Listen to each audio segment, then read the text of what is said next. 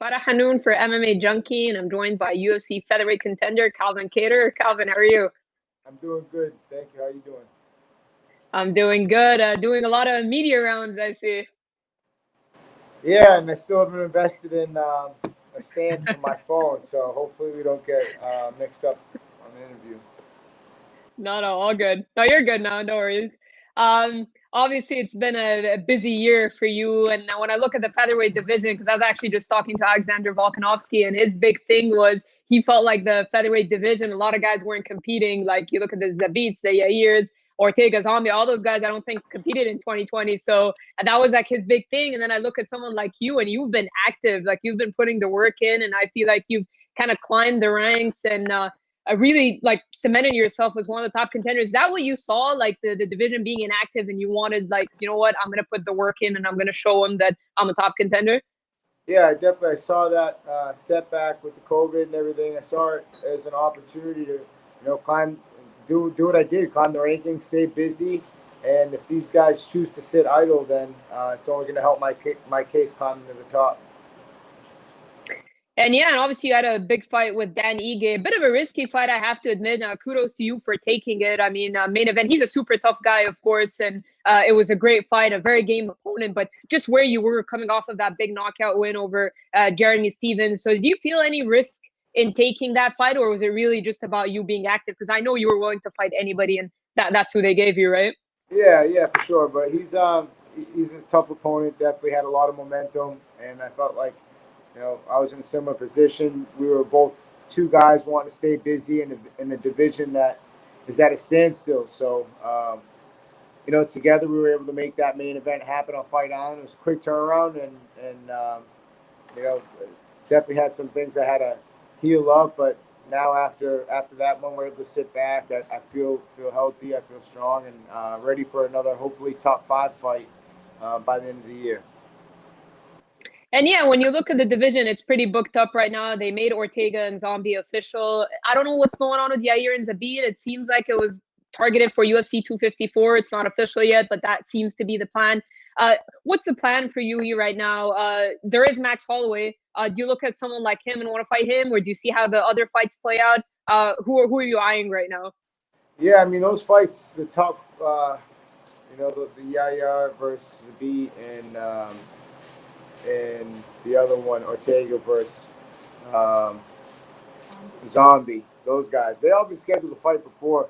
Hopefully it happens. It comes to fruition soon. But otherwise, it only leaves me and Max, and it'd be an honor to share the octagon with him. He's I consider him one of the goats of the division, and a win over him would be almost better than getting that belt around my waist. So I feel like whoever beats Max next deserves a shot at the belt, or at least gets first dibs. So it leaves me and him in an opportunity to make that fight happen, and I'm game.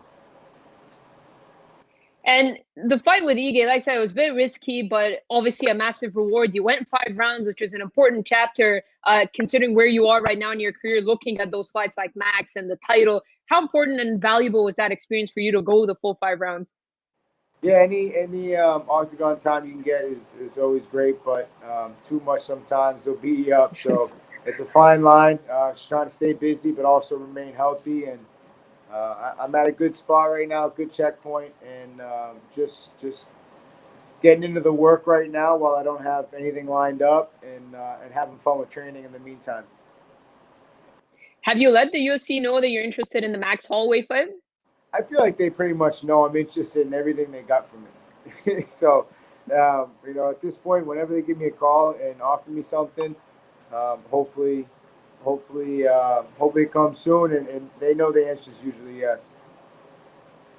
And the way you look at it right now, because you picked up 2 big wins in 2020, you're not going to want to fight behind, right? Is the goal right now to kind of want one of these big names, and if they come to you with someone like ranked behind you, or maybe out of the rankings that you probably wouldn't accept? I mean, it's not ideal, but it's the good part about all that. I just have my manager Tyson deal with all that. We definitely want top five guy, but we'll see how these guys shake out. Like you said, they haven't competed in a year, so am I going to sit on the sidelines for all of 2021? No. So we'll see what they decide to do, and then hopefully they get some movement going. Who knows if those fights actually happen, and if not, then maybe there's some opportunity there. But if they do, which I hope they do, because they've been talking about it an awful lot, I'd love to fight a guy like Max, who's, like I said, arguably the greatest in the division to do it.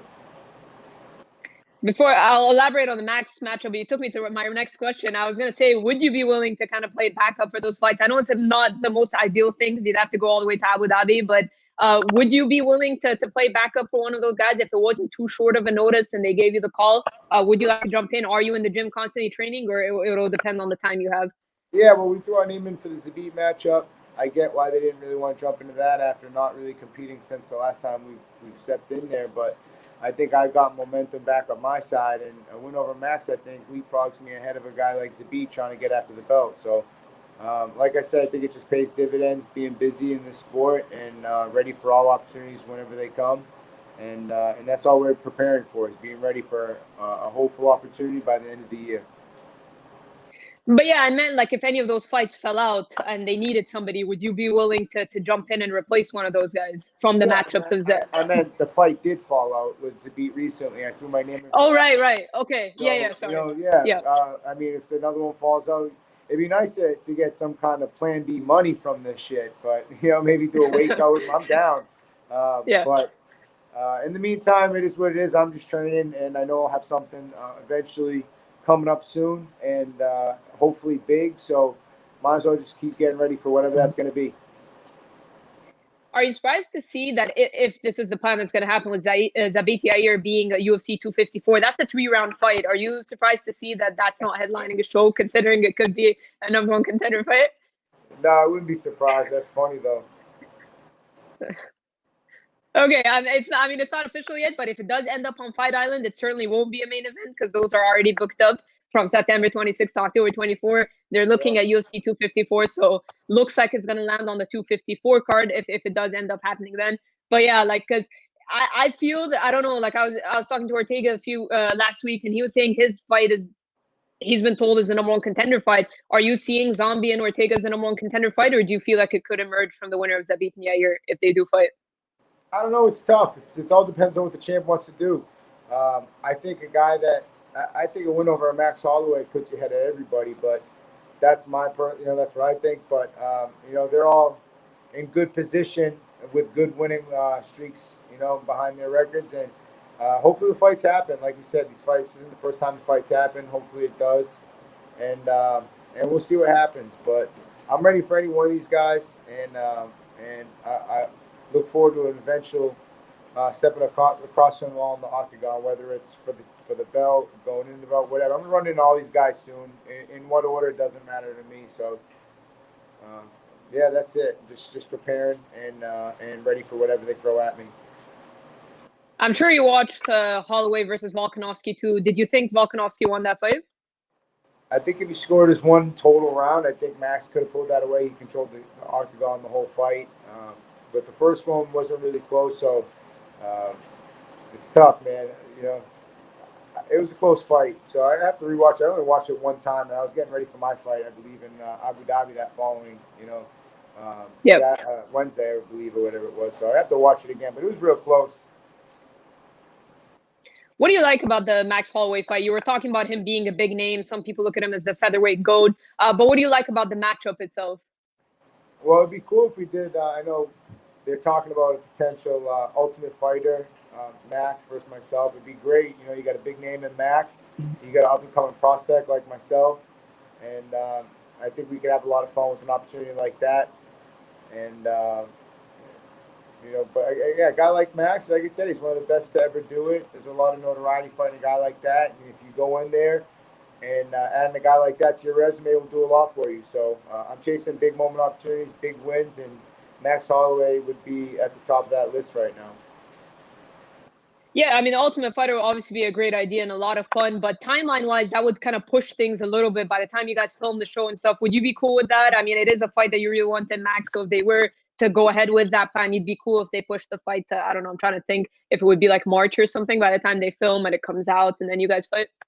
Yeah, I'd be open to a lot of options as long as it all made sense. I'm open to everything. I'm pretty easy in this in this business, man. I usually say yes. I'm always trying to be ready for opportunities, and I always bring a fight, man. I feel like a lot of these other guys, there's a lot of asterisks next to every one of these bouts. You know, might happen, might not, this, that. Um, I'm just always trying to be ready, and like I said, I think it'll pay dividends in the long run. An opportunity with Holloway, whenever that would be, it'd be nice to have more time to prepare than less. So yeah, that would definitely work for me. And I'll leave you the one last question. I appreciate your time. How do you see the fight between Ortega and Zombie playing out? I feel like you got to say a fight going one of two ways. Either, if Zombie gets off, I think he can, get the knockout, and if Ortega can do enough to get him to the ground, and maybe he can land a submission. Um, but who knows, man? See how they do. Um, I just hope it happens. What about Zabit Yair? Zabit If that Yair, it seems like Zabit's in Yair's head, but I mean, I don't know. Who knows um, if that one happens? But then again, people thought Jeremy was in Yair's head, and look what he did to Jeremy. So, um, yeah, I have to see when it plays out. I'd like to see the matchups happen. It's just after a while, you kind of just like, is this going to happen or isn't it? It kind of just loses its steam. and I feel with a lot of these guys, there's a lot of like trash talk, like jabs thrown at each other. With you, I mean, you're getting in there, you're competing. It's none of that drama or anything like that. Are you?